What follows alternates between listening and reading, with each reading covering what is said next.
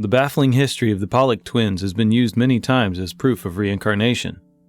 2 little girls unfortunately killed in a car accident, and then, 1 year after, twin girls are conceived.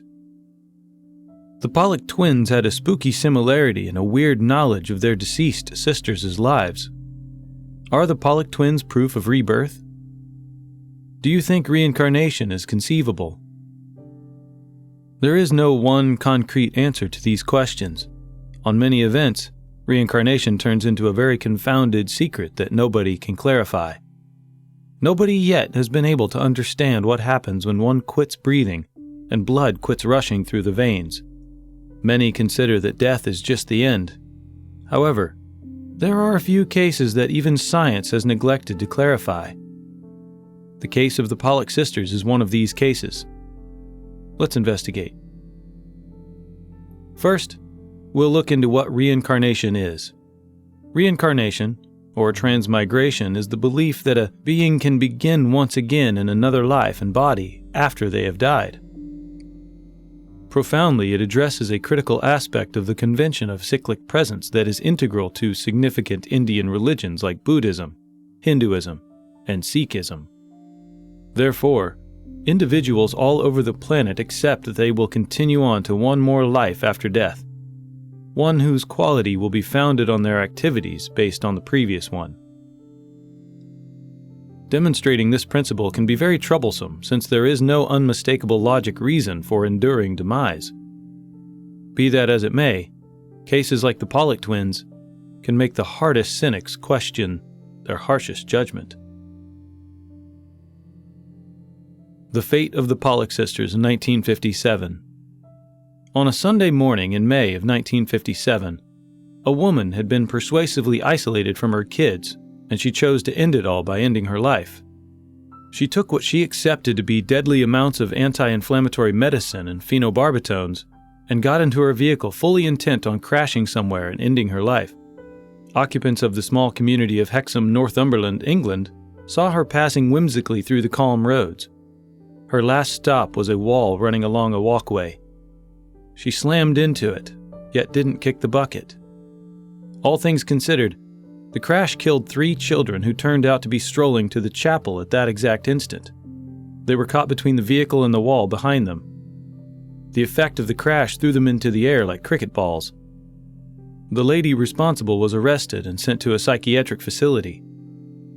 The 3 children that got killed in the accident were 11-year-old Joanna Pollock, her 6-year-old sister Jacqueline Pollock, and their friend. Both families were bereft, and that was the end of the Pollock sisters. Or was it?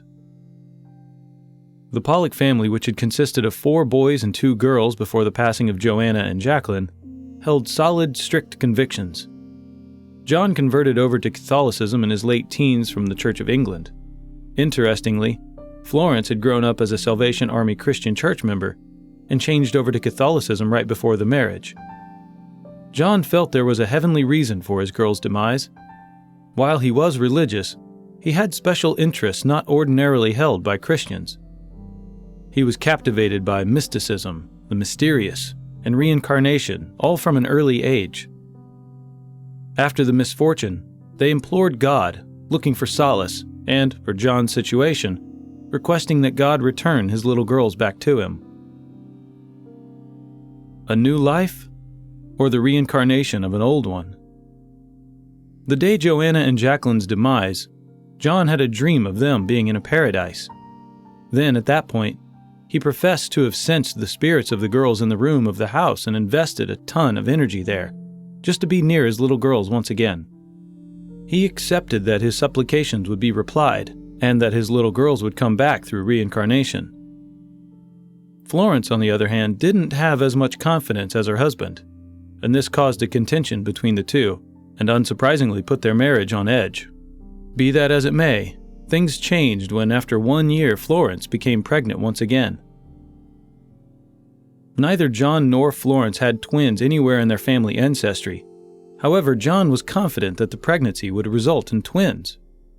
The Pollock's primary care physician would assure they would only have a single birth, since they just identified a single fetal heartbeat. This didn't discourage John, however, Having twins in a situation like this, while not uncommon, would be remarkable. But what comes next seems more than just coincidence. Florence's obstetrician guaranteed her that she was carrying only one baby in the womb. But on October 4th, 1958, she gave birth to twin girls, Jillian and Jennifer. John Pollock, a firm adherent of reincarnation, was stunned thinking his prayers had been answered. Immediately following the birth, the parents noticed a weird coincidence. Jennifer was brought into the world with a unique birthmark, a flimsy white line on her brow. When Jacqueline was alive, she fell on a container which once left a scar just above her temple over her right eye. Jennifer's birthmark was in the same area and looked like Jacqueline's.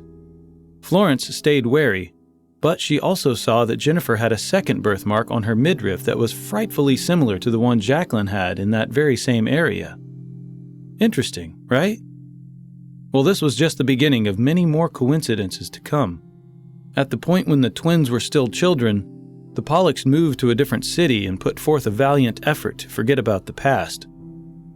It seemed like the family began another life, which ultimately ended up being not so new. Now for the coincidences. When Jennifer and Jillian were only 2 years old, they began asking for their old toys. John and Florence were stumped. What old toys were they talking about? The girls asked for toys that once belonged to their deceased older sisters. How could the girls have known about these toys in the first place? And when they were presented with the old toys of Joanna and Jacqueline that had been boxed away in the attic for years, the girls didn't fight over them like siblings might do. Instead, Jillian claimed Joanna's toys as her own, and Jennifer claimed Jacqueline's. John claimed that they identified the dolls by name. The family moved away when the twins were babies, however moved back to Hexham 3 years later. The Pollock twins appeared to be strangely acquainted with a spot they had never known. They brought up areas that had been important to the sisters before them, and as the family strolled along, their folks paid attention to their conversations.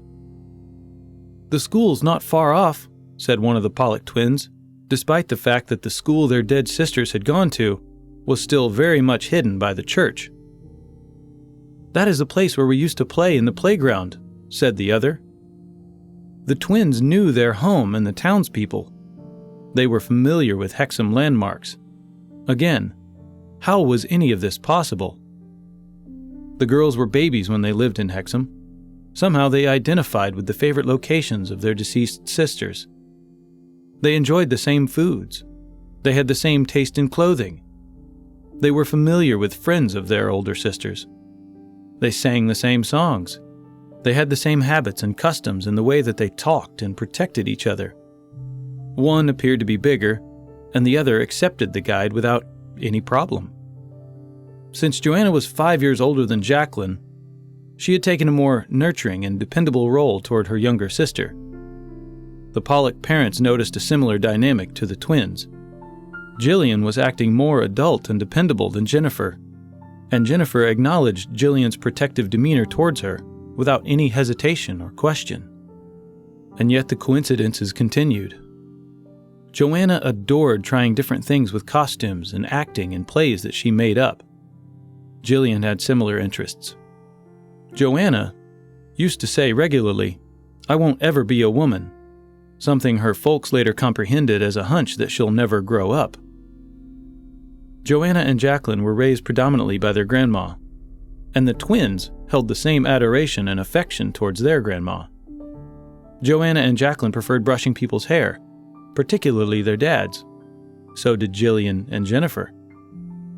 Just before her demise, Jacqueline was trying to figure out how to write, and she held the pencil upright in her fist, and so did Jennifer, while Jillian held the pencil accurately upon first try.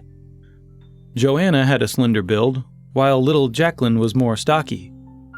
Jillian's slender build contrasted Jennifer's in the same way, even though they were identical twins.